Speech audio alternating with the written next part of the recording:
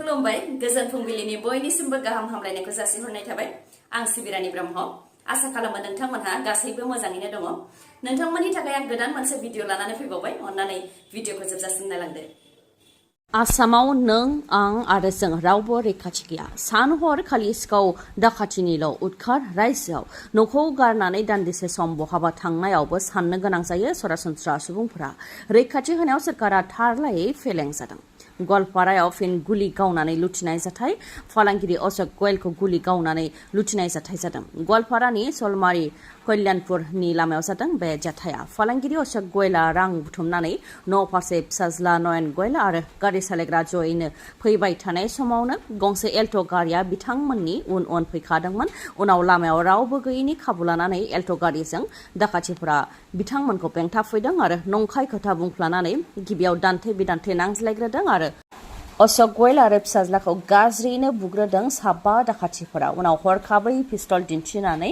अशोक गयेलखौ गावथारदों आरो रां थानाय बेगखौ लानानै खारलांदों दाखाथिफोरा जाथाय जानायनि उनाव फिसाज्लाखौ देहा फाहामसालियाव थिसननाय जादों आरो गारि सालायग्रानाव सोंनाय फिनाय लानाय हाबाखौबो मावदों पुलिसा फोरमायथिनाय बादिब्ला थांनाय 20 सान सिगांबो अशोक गयेलनि न'आव सिखाव हाबनो नाजानाय जाथाय जादोंमोन नाथाय न'खरनि सोद्रोमाफ्रा हुज्रिख्रावनायाव खारलांनो गोनां जादोंमोन सिखावफोरा नाथाय बे खेबाव लुथिनानै लानानै थांबाय गोबां रां बेराफारसेथिं बे जाथाय जानाय समाव अशोक गयेलनि बिसिया केन्सारनि थाखाय दिल्लीयाव फाहामथाय लागासिनो दंमोन होननानै मिथिनो मोननाय जादों आरो फिसाया बेबायदि जानाय जाथायखौ खौरां मोननाय लोगो लोगोनो बिसिया दिल्लीनिफ्राय न' फारसे गिदिंबोफिनगासिनो थानायखौबो खौराङाव मोननाय जादों हमनाय दंफांखौनो सिखावै फानखुमानायनि अजद फैदों रेन्जार बिरेन बर'नि सायाव तामुलपुरनि कुमरिकाटायाव दुंहाव थासारि बे खेबाव हाग्रा बिफाननि मावथिनि हेंथायै रायजो राजाफ्रा खुद्रिदों हमनाय दंफांखौ हाग्रा बिफाननि मावथिफोरानो सिखावै फानखुमानायनि अजद फैदों हाग्रा बिफाननि मावथिनि सायाव रागा जोंनाय रायजो राजाफ्रा खुद्रिनानै पुलिसजों नारा नाथार जानायखौबो नुनो मोननाय जादों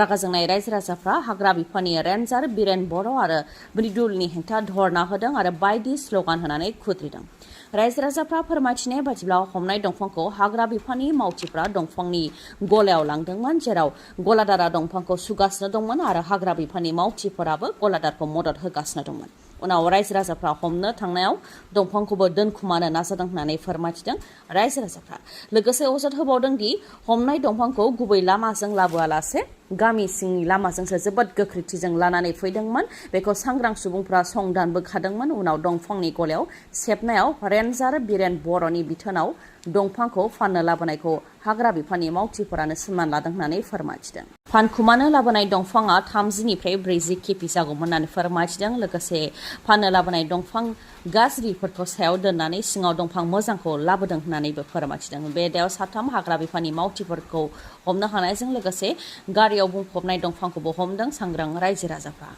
नोंथाङा 3rd ग्रेड आरो 4th ग्रेड साख्रिनि थाखाय एप्लाइ खालामदों नामा जुदि नोंथाङाबो एप्लाइ खालामदों अब्ला आनजादा माबायदि जागोन बेखौ नोंथाङाबो मिथिनानै लानाया गाहाम रायजोनि 3rd आरो 4th ग्रेड साख्रिनि थाखाय पेटार्नआ देग्लाय एसे गुबुन जागोन आरो माबायदि जागोन बेखौ फोरमायथिदों डक्टर हेमन्त बिश्व शर्मा बिथाङा बिजाथिफोरा जाहाथे थागथियारि जानो हायो बेनि थाखाय फोसावनानै होदों गिबि मन्थ्रि बिथाङा फोरमायथिनाय बादिब्ला 3rd आरो 4th ग्रेडनि साख्रियाव देग्लाय नेगेटिभ मार्क्स थागोन अदेबानि फिननाया गोरोन्थि जायोब्ला मार्क्सआ दानख'जागोन जेरै मोनसे फिननाय गोरोन्थि जायोब्ला 0.25 मार्क्सआ दानख'जागोन अदेबानि मोनब्रै फिननाय गोरोन्थि जायोब्ला नोंथांनि मार्क्सनिफ्राय 1 नाम्बार दानख'जागोन बेनि अनगायैबो आयदाफ्रा जाहैबाय 3rd ग्रेड बेचलर डिग्री लेभेलनि थाखाय social studies general knowledge logical reasoning and mental ability general mathematics general English reading comprehensive and English language गासै 150 सोंनाय थागोन टटेल मार्कआ गासै 175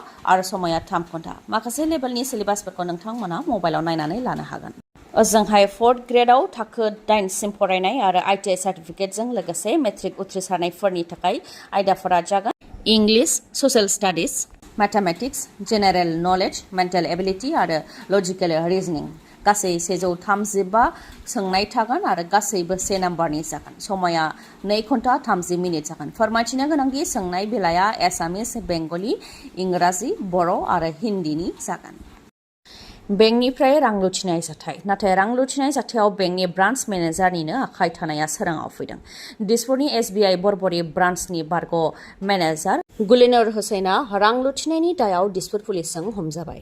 आसाम पुलिसनि बारग' DIG भाबादर दत्तनि बेंक एकाउन्टनिफ्राय 26 लाख रां लुथिनायनि दायाव हमजाबाय बेंकनि ब्रान्च मेनेजार गुलानर हुसैना। दिसपुर पुलिसनि सेबनायाव ब्रान्च मेनेजारा फोरमायथिनाय बायदिब्ला बैफोरबायदि एकाउन्टखौ नोजोर होयोमोन जायनि एकाउन्टआ गोलाव समनिफ्रायनो बाहायजायाखै, रां हाबनाय आरो दिहुननायजों गोलाव समनिफ्रायनो सोमोन्दो थायैखौ नायनानै मबाइल नाम्बारखौ सोलायखुमायोमोन। बेनि उनाव ATM कार्ड आरो पिननि डिटेल्सखौ नायनानै रांखौ गुबुन एकाउन्टआव ट्रेन्सफार खालामोमोन आरो स्टक मार्केटआव इनभेस्ट खालामोमोन बेखौ सिमान लादों बेंकनि ब्रान्च मेनेजारा। 1 बोसोर नङा, 2 बोसोर नङा, 3-4 बोसोर बारलांबाय, नाथाय जोबथेसालियाव जोबथेजानाय बारग' NDPनि दैदेनगिरि आरो सोद्रोमाफ्रा दिनैसिमबो जोबथेसालिनि सिङावनो दङ। बिचार गोरोबथानि सागानगिरि जासेयावबो दिनैसिमबो जोबथेसालिनि सिङावनो दङ रन्जन दैमारिजों लोगोसे गोबां NDPनि सोद्रोमाफ्रा। 3-4 बोसोरनि उनावबो सुस्रांजायाखै NDPफोरनि जेंनाया। जोबथेसालियाव जोबथेजानाय NDPफोरखौ मा राहाजों उदां खालामनो हागोन आरो बायदि बायदि NDPनि जेंनाफोरखौ लानानै कमिटि फर NDP प्रिजनार्स फेमिलि मेम्बारा सावराय मेल खुंदों। बेनिफ्राय खौरांगिरि मेलनि गेजेरजों बिथांमोनहा जोबथेसालियाव थानाय NDPफोरखौ उदां खालामनो थाखाय सोरखारनिसिम दाबि दैखांदों। फैगौ अक्ट'बर आरो नभेम्बर दाननि गेजेरावनो जोबथेसालियाव जोबथेजानाय NDPफोरखौ उदां खालामनो थाखाय प्रमद बर'नि बिचार सोरखारा जाहाथे राहा लायो बेनि थाखाय दाबि दैखांदों आरो जुदि सोरखारा जेबो राहा लायाब्ला गामि गामि हाबनानै बिचार सोरखारा मा मावदों मा मावाखै बेखौ गासैखौबो रायजो राजाफोरनो खोन्थाहैनो गोनां जागोन आरो NDPफोरखौ उदां खालामनो थाखाय रायजो राजानाव मदद बिनो गोनां जागोन होननानैबो फोरमायथिदों। लोगोसे बिथांमोनहा बुंथिबावदों दि थांनाय 2020 मायथाइयाव जानाय बिचार गोजोन गोरोबथाया माखासे दैदेनगिरिफोरनि थाखायल', नाथाय जोंनि थाखाय गोजोन गोरोबथा नङा। 2021 मायथाइनि 27 जानुवारियाव जोबथेजानाय NDPफोरखौ उदां खालामनो थाखाय गोसोखां बिलाइ गथायनाय जादोंमोन।